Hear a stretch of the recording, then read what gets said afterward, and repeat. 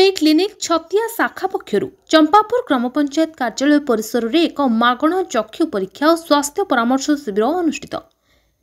जाजपुर जिला बड़चना ब्लॉक अंतर्गत छतिया गोपपुर छक पीपी मंडप स्थित क्योर बे क्लिनिक छतिया शाखा और चंपापुर स्वेच्छासेवी संगठन मिलित आनुकूल्य बड़चना ब्लॉक अंतर्गत चंपापुर ग्राम पंचायत कार्यालय परिसर में एक चक्षु परीक्षा और स्वास्थ्य परामर्श शिविर अनुष्ठित हो जायछि।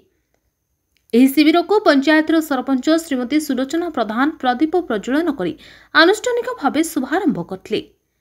50ରୁ ଊର୍ଦ୍ଧ୍ୱ ଚକ୍ଷୁ ସମସ୍ୟାରେ ଆକ୍ରାନ୍ତ ଲୋକମାନଙ୍କର ଚକ୍ଷୁ ଯାଞ୍ଚ କରିବା ସହ ଆବଶ୍ୟକୀୟ ପରୀକ୍ଷାମାନ କରାଯାଇଥିଲା। ସ୍ୱାସ୍ଥ୍ୟ ସମ୍ବନ୍ଧୀୟ ସଚେତନତା ସୃଷ୍ଟି କରିବା, ଚକ୍ଷୁ ସମସ୍ୟାର ଆରମ୍ଭରେ ଚିହ୍ନଟ କରି ଠିକ୍ ସମୟରେ ଚିକିତ୍ସା ଯୋଗାଇବା ଆଦି ସମ୍ପର୍କରେ ସଚେତନ କରାଯାଇଥିଲା। ଏଥିସହ ସମସ୍ତଙ୍କର ସୁଗର ଟେଷ୍ଟ, ब्लड प्रेशर आदि मागणारे परीक्षा कराଯାଇଥିବା सूचना देथिले स्थानीय सरपंच महोदया।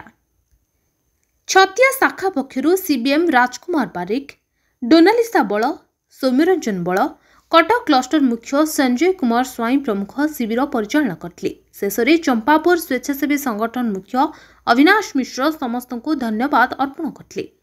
ग्राम चंपापुर ग्राम पंचायत कार्यालय आज आमर मागणा स्वास्थ्य सेवा शिविर एवं चक्षु चिकित्सा आज अनुष्ठित हो जाइए। एथिरे आमर पंचायतर सरपंच सुलोचना देवी आज आनुष्ठिक भाव में शुभारंभ करथिले। एथिरे आमर प्रत्येक ग्राम पाखापाखि 50 ରୁ 60 जन वृद्ध रोगी जोग देथिले। एथिरु आमे बहुत रोगी को मागणा स्वास्थ्य सेवा शिविर विषय जनइलु। जो माने कि जानी पारु नांती ग्रामांचल लोक से आम बुझेलु केमी जाई आपण सहरांचल स्वास्थ्य सेवा करें।